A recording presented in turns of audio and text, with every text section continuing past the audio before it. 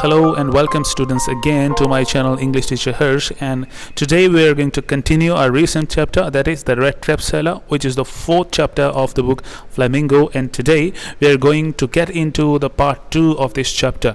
तो हमारी कहानी कुछ इस तरह से चल रही थी कि हमारा रेड ट्रैप सेलर पैसे चुरा के जब भागने लगा तो वो जंगल का रास्ता अपनाता है और जंगल के रास्ते में आगे जाके वो फंस जाता है। तो इस तरह से रेड ट्रैप सेलर अपनी खुद ही बताई गई दुनिया रूपी रेड ट्रैप में फंस चुका है। बहुत देर तक परेशान होने और इधर उधर भटकने के बाद उसे एक आवाज़ सुनाई देती है। उसने बिल्कुल भी देर नहीं लगाई ये समझने में कि ये आवाज़ एक लोहे की फैक्ट्री से हथौड़े की चोट मारने की आ रही है। कोई इंसान वहाँ मिलने और उससे हेल्प की रिक्वेस्ट करने की डिज़ायर लेके वो आयरन फैक्ट्री के गेट से एंटर हो गया, यानी अंदर चला गया। अब क्योंकि सभी लोग काम में बिजी थे तो किसी की भी नज़र उस पर नहीं पड़ी और तब तक वो लोहे की भट्टी के पास जाके खड़ा हो गया। उस फैक्ट्री में काम करने वालों ने जब उसकी तरफ देखा तो उनको बिल्कुल भी आश्चर्य नहीं हुआ, क्योंकि इस सुनसान जगह पर थके हारे गरीब भिखारी लोगों के लिए शरण लेने का यही एकमात्र स्थान था और ऐसे लोग यहाँ पर आते रहते थे। बल्कि रेड ट्रैप सेलर ने जब मास्टर स्मिथ से वहाँ ठहरने की इजाज़त मांगी तो उसने इशारे इशारे में ही उसको इजाज़त दे भी दी, बिना कोई बात किए हुए। आगे स्टोरी कुछ यूँ बढ़ी कि उस आयरन मिल का जो ऑनर था वो बड़ा ही रिस्पॉन्सिबल और एक्टिव आदमी था। एवरी नाउ एंड देन वो आयरन मिल का दौरा करता रहता था, ये देखने के लिए कि काम ठीक से चल रहा है या नहीं। फैक्ट्री के अंदर आते ही सबसे पहली चीज़ जो उसने नोटिस की वो रेड ट्रैप पैडलर। उस अजनबी के पास जाकर जब आयरन फैक्ट्री के मालिक ने देखा तो उसने उस आदमी के चेहरे को रिकग्नाइज करने में बहुत बड़ी भूल कर दी और उसको लगा कि शायद ये आदमी मेरा एक पुराना परिचित है जो आर्मी रेजिमेंट में कैप्टन था। इतना समझते ही वो उस रेड ट्रैप सेलर को घर पर चलने के लिए रिक्वेस्ट करने लगा। रेम्स जो आयरन मिल के मालिक के बार बार रिक्वेस्ट करने पर भी पैडलर मानता नहीं और वो अपनी बेटी को भेजता है।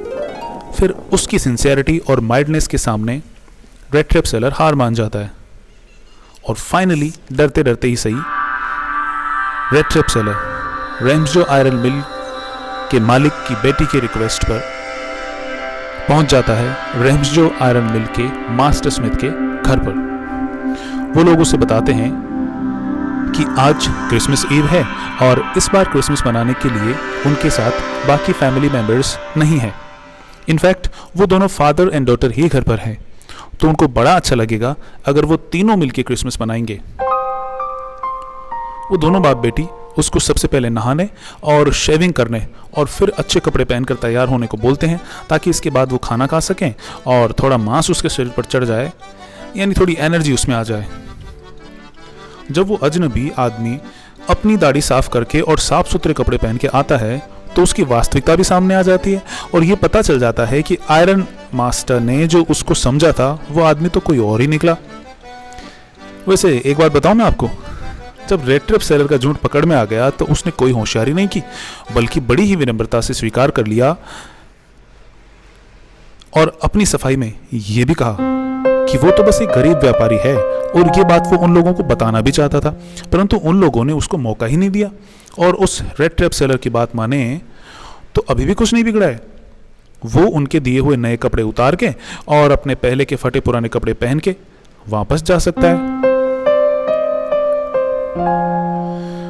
इतना कहकर जब वो जाने लगा तो आयरन मास्टर की बेटी ने उसे रोका और अपने पिताजी से रिक्वेस्ट की कि क्यों ना हम इस आदमी को साल में एक बार ऐसा दिन दें, ऐसा बिताने का मौका दें जब वो बिना किसी चिंता के जी भरकर अपना मनपसंद खाना खा सके और चैन से सो सके, क्योंकि वैसे भी इसकी ज़िंदगी में परेशानियों के अलावा और कुछ है नहीं। ये जिस किसी के भी घर चूहेदानी बेचने जाता है तो सब इसे एक आफत समझते हैं और कोई भी इसका वेलकम नहीं करता। क्यों न हम इसे इस बार सुकून से क्रिसमस मनाने दें और ये भी ऑफर दें कि अगर इसका मन करे तो ये हर साल क्रिसमस मनाने हमारे घर आ सकता है। अपनी बेटी की बात आयरन मास्टर मान लेते हैं और वो रेड ट्रैप सेलर जी भर के खाना खाकर चैन की नींद सो जाता है। अब उसे जगाए बिना वो दोनों फादर एंड डॉटर चर्च चले जाते हैं। वहाँ वो ये खबर सुनते हैं कि ये गरीब से दिखने वाले रेड ट्रैप सेलर ने एक बूढ़े क्रॉफ्टर के रुपए चुरा लिए हैं, 30 क्रोना चुरा लिए हैं।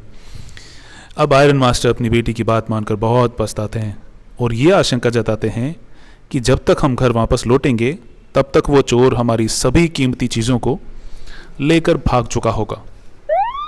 और हाँ, हकीकत में हुआ भी ऐसा ही। लेकिन वो कुछ लेकर नहीं भागा, बल्कि इसके विपरीत वो एक पैकेट, एक क्रिसमस गिफ्ट के रूप में उनके घर छोड़ के गया।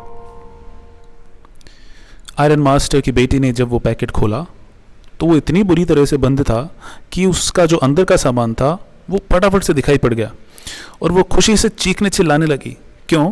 क्योंकि उस पैकेट में और कुछ नहीं बल्कि एक छोटी सी चूहेदानी मिली और उसके अंदर 10 क्रोनोर के 3 नोट मुड़े हुए मिले।